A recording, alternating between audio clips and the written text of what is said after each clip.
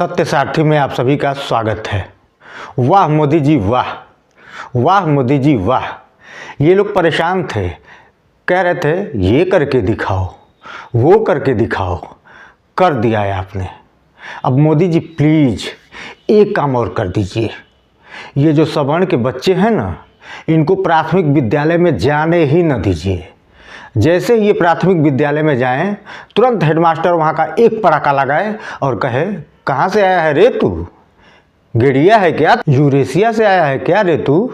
अभी जो amendment bill आपने यूजीसी का लाया है मोदी जी, उसके बाद जनरल कैटेगरी के बच्चों का कैंपस में सर्वाइवल करना तो वैसे ही बहुत मुश्किल हो जाएगा। वो बेचारे डर डर के रहेंगे, हरदम उसके सर पे तलवार लटकी रहेगी, इतना डरे रहेंगे बेचारे, पढ़ेंगे क्या। आपको तो हिंदुवादी नेता कहा जाता है, तो ये जो हलाल विधि से धीरे धीरे मार रहे हैं, उससे बढ़िया है कि एक झटके में ही मार दीजिए, काम ही ख़त्म हो जाए। आप ही लोग सदन में चिल्ला चिल्ला के कह रहे थे कि वक्फ का कानून ऐसा कानून है कि वक्फ बोर्ड ने जिस भी ज़मीन के बारे में कह दिया कि ये ज़मीन वक्फ की है, तो वो वक्फ की हो गई।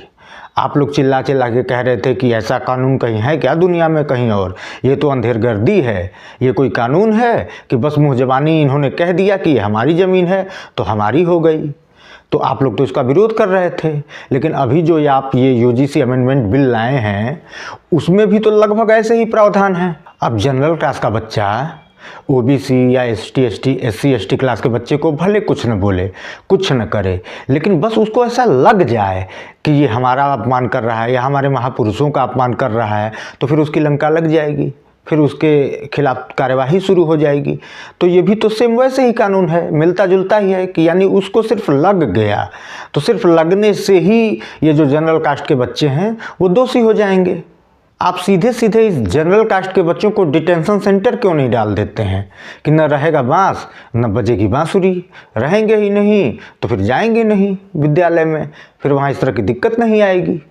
मोदी जी केवल इस यूजीसी अमेंडमेंट बिल से ही काम नहीं चलेगा, इसके बाद भी रिस्क बना ही रहेगा, क्योंकि मान लीजिए ये जो जनरल कास्ट के बच्चे हैं ये उच्च शिक्षा संस्थानों में नहीं जा पाए, लेकिन थोड़ा बहुत भी पढ़ लिए, हाई स्कूल इंटर तक पढ़ लिए, कोई टेक्निकल नॉलेज ले लिए, कोई दुकान कर लिए, व्यवसाय कर लिए, तब भी ये समाज में बने रहेंगे, समाज में दिखते रहेंगे, तो देश के लिए बराबर खतरा बना ही रहेगा। तो इससे बढ़िया यही है कि इनकी प्राथमिक शिक्षा ही बंद करा दीजिए, प्राथमिक से ही इनको जाने न दीजिए स्कूल में। अच्छा, आप अपने भाषणों में कहते थे कि कटोगे बटोगे तो कटोगे, बटोगे तो कटोगे, तो ये बेवकूफ़ लोग ये समझ रहे थे कि आप ये हिंदुत्व को मजबूत करने के लिए कह रहे हैं। ये चूतिए ये नहीं समझ पा रहे थे कि आप ये चुनाव के टाइम पे बोल रहे थे कि भाई चुनाव के टाइम पे बंटना नहीं है, उस टाइम पे आपको सबको एकजुट होकर केवल हमको वोट देना है, हमको जिताना है। इसीलिए कह रहा हूँ मोदी जी कि हलाल पद्धति से नहीं, झटका से ही इनको ख़त्म करिए, निश्चिंत रहिए, इसके बाद भी ये आपको ही वोट देंगे। ये मर भी गए तो इनकी रूह भी आपको वोट देगी, और कोई विकल्प तो है नहीं इनके पास। कहाँ जाएंगे ये बेचारे, गधे की तरह हिंदुत्व का बोझ अपने सर पर लादे आप जिधर हाँकेंगे ये उधर ही जाएंगे। इनको न तो पटरी उखाड़ना आता है, न ही रेल रोकना आता है, न ही सड़क जाम करना आता है। क्या करेंगे ये बेचारे, कोई नहीं, ये ही आजमा के देख लीजिए, क्या पता ऐसे ही देश विश्व गुरु बन जाए, क्या पता 5000 साल से यही देश को विश्व गुरु बनने से रोके हुए हों। इन सवर्णों का पढ़ना लिखना बंद करवा ही दीजिए। आखिर देश को विश्व गुरु बनना है कि नहीं बनना है, बनना है कि नहीं बनना है। सभी एक साथ मुट्ठी बंद करके बोलो कि देश को विश्व गुरु बनाना है कि नहीं बनाना है, बनाना है कि नहीं बनाना है।